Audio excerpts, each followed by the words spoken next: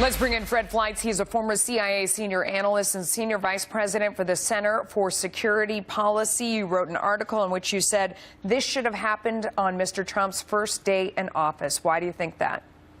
Melissa, it's great to be here. I remember last July when Comey read this laundry list of very serious security violations by Clinton and her team, including classified information on this email server she had in her home, and then said she shouldn't be prosecuted. Melissa, if I had done a small fraction of these things when I was with the government, I would have lost my job, I would have had thousands of dollars in legal bills, and I think I would have went to jail. It seems like there was a separate set of rules if your name is Clinton, and this frankly fixes this ridiculous situation.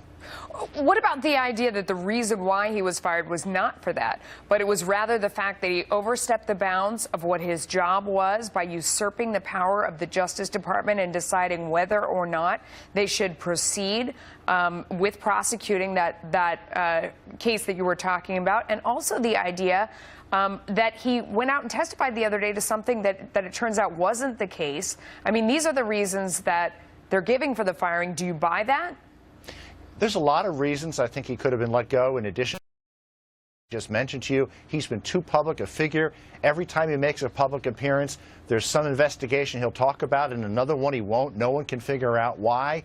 Why didn't he investigate the Clinton Foundation, which I think was an enormously serious violation of ethics, where there were foreign governments buying influence with Hillary Clinton, a potential president? There's many, many reasons, but my main reason is what he said last July. Clinton should have been prosecuted for those things, and if that had happened, she would have been a viable presidential candidate. Okay, so now what the Democrats are saying is, yes, he may have done all these things in the past, and maybe he needed to go, but the timing on this is what is very suspicious given the Russian probe right now. How do you respond to that? Oh, yesterday they wanted Comey gone. Look, they are going to come out against Trump no matter what he does. I think the American people are tired of this crying wolf by the Democrats going against Trump no matter what he does. This is a good move. We know Comey lost confidence from Republicans and Democrats. Final thought, how it was done. John Dean, who's the White House counsel under Nixon, said it was a very Nixonian move. This could have been a quiet resignation, but instead it was an angry dismissal. What do you think?